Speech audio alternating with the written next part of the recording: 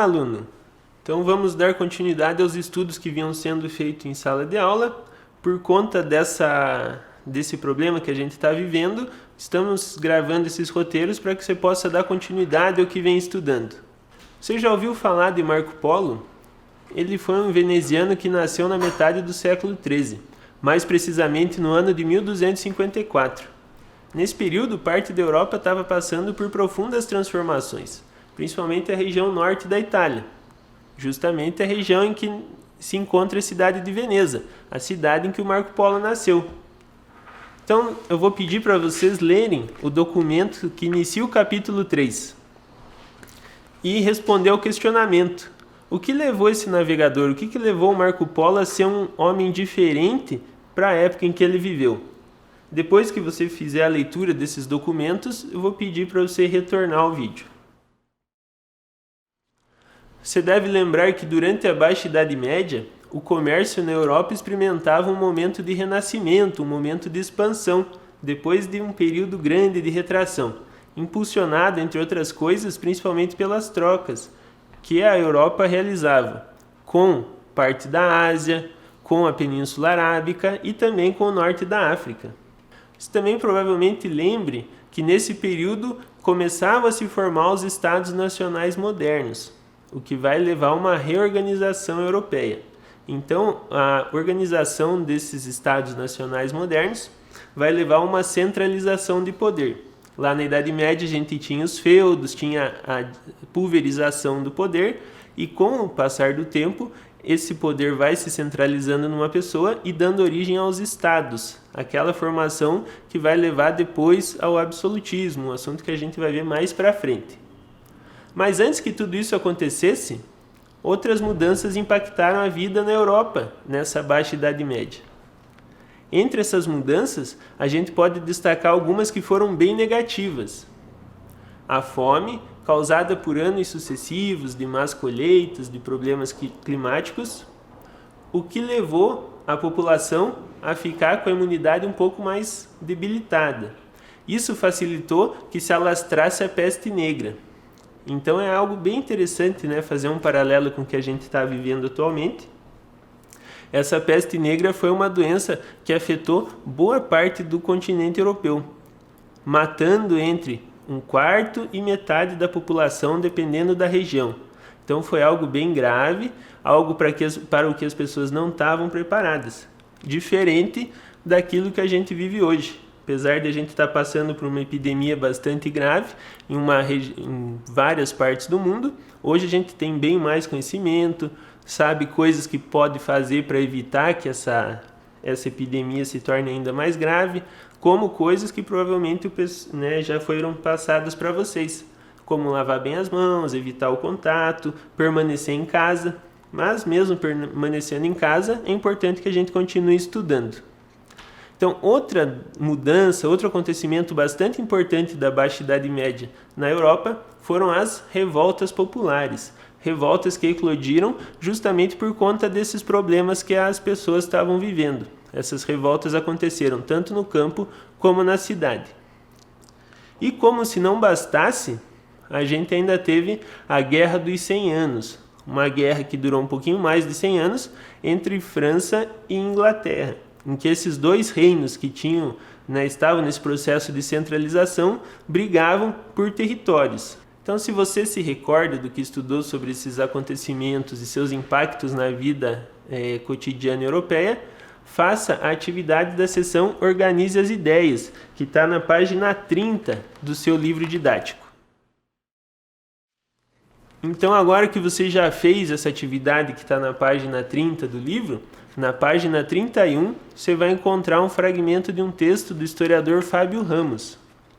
O trecho que aparece no seu livro foi retirado da obra Por Mares Nunca Dantes Navegados, a Aventura dos Descobrimentos. E aqui a gente começa a entrar no tema específico desse roteiro. No trecho citado, há algumas informações muito interessantes sobre a conservação de alimentos naquela época. E por que tratar desse tema?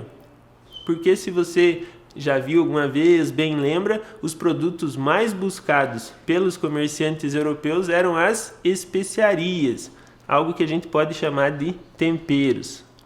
Você sabe como que se conservavam carnes numa época em que não havia geladeiras nem congeladores? É bem possível que na sua casa a carne fique guardada, fique estocada na geladeira, no congelador, esperando o momento do preparo. Mas a geladeira foi inventada quando? Antes da eletricidade, não tinha como a gente ter essa tecnologia. Então, no período anterior à invenção da geladeira, do congelador, havia outros métodos de conservação. Então você vai poder descobrir um pouco mais sobre esse assunto lendo esse trecho da obra que está na página 30. Após ler o trecho do livro do historiador Fábio Ramos, faça a atividade de pesquisa que aparece na parte inferior da página 31 do seu livro. Busque as informações solicitadas e, como não será possível você apresentar os resultados dessa pesquisa em sala de aula para os colegas, lançamos o seguinte desafio. Depois de pesquisar outros temperos que eram muito desejados pelos europeus e descobrir de que forma eram utilizados, procure informação sobre como eles são utilizados atualmente. E para que você possa ter uma ideia do valor que tais produtos tinham naquela época, pesquise o preço deles hoje em dia. Para você ter uma ideia, o preço em março de 2020 de 1 kg de açafrão é de R$ 860. Já 1 kg de pimenta do reino custa o equivalente a R$ 37. Para fazer esse paralelo entre o presente e o passado, é importante que você considere que hoje o acesso e o transporte é bem mais fácil do que na época das grandes navegações. Então essa dificuldade de transporte fazia com que os preços fossem muito maiores. Sua pesquisa também deve reunir informações para que você possa fazer a atividade do início da página 32, que faz parte da seção Cotidiano. Então ali a gente tem as questões. A primeira, os temperos utilizados em nossa culinária têm a mesma função que tinham na Europa no início da Idade Moderna? E a segunda, é aconselhável a ingestão de alimentos muito temperados?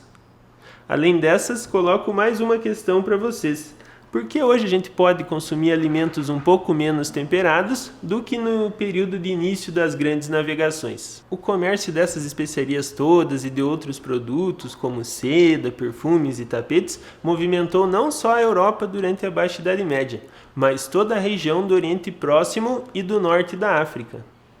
As caravanas comerciais com todos aqueles produtos saíam do Oriente e depois de muitos dias, se deslocando por terra e por água, esses produtos finalmente chegavam à Europa, onde eram comercializados. Porém, em 1453, com a conquista da cidade de Constantinopla pelos turcos otomanos, e o posterior fechamento dessa rota terrestre, os comerciantes europeus precisaram achar uma rota alternativa para conseguir esses produtos que vinham do Oriente, por conta justamente desse fechamento. Como você já deve ter imaginado, com a dificuldade no acesso aos produtos orientais tão cobiçados pelos europeus, os preços desses produtos aumentaram bastante. É algo que a gente pode observar no mundo de hoje também. Em geral, quando um produto fica mais escasso, quando a gente tem menos acesso a ele, o valor desse produto sobe. E se os preços aumentaram, os lucros dos comerciantes diminuíram, pois ficou mais caro ter acesso àqueles produtos. Por isso, mas não só por essa razão, uma grande aliança foi criada, unindo os governantes desses estados nacionais modernos que vinham se formando, a Igreja Católica e representantes da burguesia. Você sabe como funcionou essa aliança? Que tal descobrir um pouco mais sobre ela realizando a atividade da seção Organize as Ideias, na página 32 do seu livro didático. Depois que você realizar essa atividade, pode retornar ao vídeo para a gente dar continuidade ao roteiro. Com essa aliança firmada entre governantes, igreja e burguesia, restava aos europeus aventurar-se pelos mares do mundo. Um detalhe merece a nossa atenção antes de continuarmos com essa história.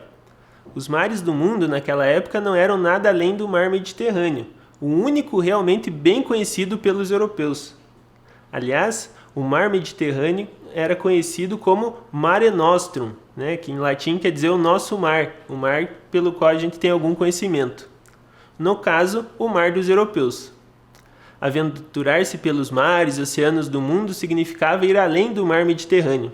significava navegar pelo mare tenebrarum, ou seja, o mar tenebroso, aquele do qual a gente não tinha conhecimento, que segundo os relatos de navegantes europeus, era povoado por criaturas fantásticas, monstros assustadores, sereias. Antes de continuarmos essa história, assista ao vídeo disponível no Positivo On e no livro digital, intitulado O Expansionismo Marítimo, que você encontrará entre os objetos educacionais digitais do seu material didático. Depois de assistir esse vídeo, retorne para o nosso roteiro de estudos. Na seção Pesquisa da página 34, você tem uma tarefa. Já pensou em como os navegantes se orientavam no mar sem a tecnologia que temos hoje? Sem GPS, sem orientação por satélite? Faça uma pesquisa sobre os principais instrumentos de navegação utilizados na época das grandes navegações. Após reunir as informações solicitadas na pesquisa, analise as diferenças entre os instrumentos utilizados para orientar os navegantes naquela época e os que temos atualmente. Já pensou que alguns instrumentos muito mais precisos podem ser encontrados no seu telefone celular? Depois de realizar essa pesquisa, assista a outro vídeo, Cartografia na Era das Grandes Navegações, que você também encontrará disponível no Positivo On e no livro digital, entre os OEDs do seu material didático. Após assistir ao vídeo Cartografia na Era das Grandes Navegações, é hora de você conhecer mais a respeito dos principais personagens envolvidos nas navegações do expansionismo marítimo europeu. Entre as páginas 32 e 41 do seu livro, você encontrará informações sobre o pioneirismo português e o protagonismo espanhol, francês, inglês e holandês. Com essas informações, você estará preparado para realizar a sessão Hora de Estudo. Mas antes de partir para a hora de estudo, vá para o Positivo On e realize a trilha do capítulo 3, intitulada Grandes Navegações, Pioneirismo Português, e descubra quem foi o poeta Caolho. Agora tem em mãos o seu livro de atividades, pois vamos resolver algumas questões dele. Nas páginas 18 e 19, vamos responder as questões 1, 2 e 3. Após aprender sobre as civilizações e o expansionismo marítimo europeu, convidamos você para a nossa próxima aula, que irá tratar de um tema muito interessante, as reformas religiosas no início do período moderno.